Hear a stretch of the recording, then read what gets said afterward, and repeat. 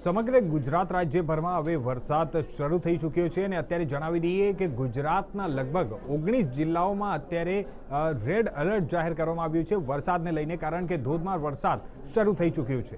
નમસ્કાર, હું છું આપણી સાથે કિશન તિવારી અને આપ સૌનું સ્વાગત છે ઇન્ડિયા ન્યૂઝ ગુજરાતના ડિજિટલ પ્લેટફોર્મ ઉપર।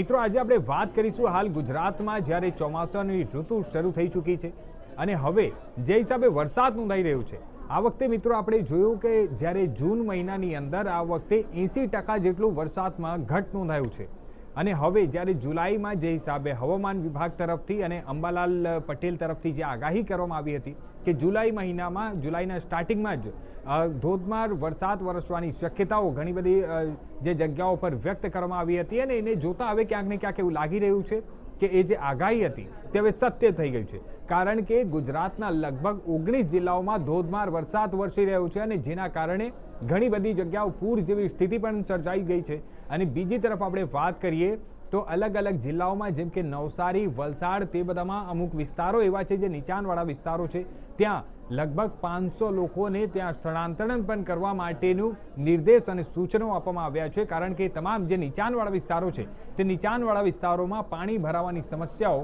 ત્યાં સર્જાઈ છે અને જેના કારણે ત્યાંના જે રહેવાસીઓ છે તે લોકોને હાલાકીનો સામનો કરવો પડી રહ્યો છે।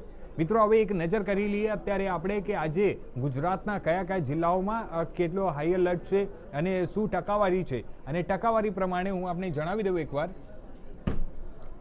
મિત્રો, આપણે વાત કરીએ તો જે કચ્છનો વિસ્તાર છે સૌરાષ્ટ્ર સાઈડ, તેમાં આજે અત્યારે કોઈ પણ જાતનો વોર્નિંગ નથી, પરંતુ આપણે વાત કરીએ ખાસ કરીને સુરત તરફથી અને જે દેવભૂમિ દ્વારકાની ને તમામ વિષય ઉપર આજે જ્યારે હું તમને જણાવી દઉં કે આજે ભાવનગરવાળો જે વિસ્તાર છે ત્યાં ભાવનગરથી લઈને અને જૂનાગઢમાં રેડ એલર્ટ જાહેર કરવામાં આવ્યો છે, જ્યારે જામનગર છે, રાજકોટમાં ત્યાં ઓરેન્જ એલર્ટ છે, જામનગરમાં અને ખાસ કરીને સુરેન્દ્રનગરમાં ત્યાં યલો એલર્ટ જાહેર કરવામાં આવ્યું છે। તો આ જે એરિયા, આ જે વિસ્તાર છે તે વિસ્તારમાં અત્યારે ઓછી વરસાદ છે, આણંદમાં ખાસ કરીને। અને સુરતની આપણે વાત કરીએ તો સુરત, નવસારી, વલસાડ, વાપી, આજે તમામ આ જે દક્ષિણ ગુજરાતના જે ભાગ છે તે દક્ષિણ ગુજરાતમાં સમગ્ર રેડ એલર્ટ જાહેર કરવામાં આવ્યું છે, કારણ કે દક્ષિણ ગુજરાતમાં જે હિસાબે અત્યારે હવામાનની જે પરિસ્થિતિ બદલાઈ છે અને જે હિસાબે ધોધમાર વરસાદ વરસી રહ્યો છે તેને જોતા એ જ લાગી રહ્યું છે। અને મિત્રો, એમાં પણ જે મહત્વની જે માહિતીઓ સામે આવી છે તેમાં જણાવી દઉં કે 5 સિસ્ટમ એક સાથે સક્રિય થઈ છે અને જેના કારણે આ તમામ વસ્તુઓ સર્જાઈ રહી છે। તેમાં જણાવી દઉં કે 5 જિલ્લામાં રેડ એલર્ટ જાહેર કરવામાં આવ્યું છે, 7 જિલ્લામાં ઓરેન્જ એલર્ટ છે। આગામી 2 થી 3 દિવસ ભારે વરસાદની શક્યતા વ્યક્ત કરવામાં આવી રહી છે। છેલ્લા 24 કલાકમાં 172 તાલુકામાં વરસાદ નોંધાયો છે। આમાં માંગરોળમાં 100 થી વધુ 13 ઇંચ જેટલો વરસાદ નોંધાયો હતો, જ્યારે આજે સવારે 6 વાગ્યાથી 12 વાગ્યા દરમિયાન 68 તાલુકામાં વરસાદ નોંધાઈ ચૂક્યો છે। તો આ તમામ માહિતીઓ છે। નવસારીમાં આભ ફાટી નીકળ્યું હોય તે પ્રકારના પણ દ્રશ્યો સર્જાયા છે। નવસારીમાં આપણે સૌ જોઈ શકીએ છીએ કે નવસારીના ચીખલીમાં માત્ર 2 કલાકમાં જ 8 ઇંચ જેટલો વરસાદ નોંધાયો છે। તો ગણદેવીમાં, જે ગણદેવીનો વિસ્તાર છે તે ગણદેવીના વિસ્તારમાં 5 ઇંચ જેટલો વરસાદ નોંધાયો છે। ઘરોમાં કમર સુધી પાણી ઘૂસી ગઈ હોવાની પણ ત્યાં ફરિયાદો સામે આવી છે અને લોકો જે છે તે લોકોને અત્યારે હાલ હાલાકીનો સામનો કરવો પડી રહ્યો છે। બીજી તરફ આપણે વાત કરીએ, નવસારીમાં પૂર જેવી સ્થિતિ પણ સર્જાઈ છે। આ નવસારીના જે દ્રશ્યો સામે નીકળીને આવી રહ્યા છે મિત્રો, તેમાં જણાવી દઉં કે 30થી વધુ ઘરોને નુકસાન થયું છે। ગણદેવી નવસારી જે સ્ટેટ હાઈવે છે તે પણ પ્રભાવિત થઈ ચૂક્યું છે। વાંસદા ડાંગ માર્ગ વૃક્ષ પડતા બંધ કરી દેવામાં આવ્યો છે, કારણ કે એના હિસાબે કોઈ અકસ્માત ન સર્જાય તેને ધ્યાનમાં રાખીને અત્યારે હાલ એ રસ્તો બંધ કરી દેવામાં આવ્યો છે। વલસાડ સમગ્ર જે છે તે પાણીમાં ગરકાવ થઈ ગયો હતો, કારણ કે 4 કલાકમાં 7 ઇંચ જેટલો વરસાદ નોંધાયો અને જેના કારણે શહેરના મુખ્ય બજારો જળમગ્ન થઈ ગયા હતા। નીચાણવાળા જે વિસ્તારો છે તેમાં પણ કમર સુધી પાણી ત્યાં ભરાવાની સમસ્યાઓ સર્જાઈ હતી। 500 લોકોનું સ્થળાંતરણ કરવામાં આવ્યું, શેલ્ટર હોમમાં ખસેડવામાં આવ્યા હતા, રહેવા, જમવા અને સારવારની વ્યવસ્થા કરવામાં આવી હતી। એનડીઆરએફની ટીમ પણ તૈનાત કરી દેવામાં આવી છે।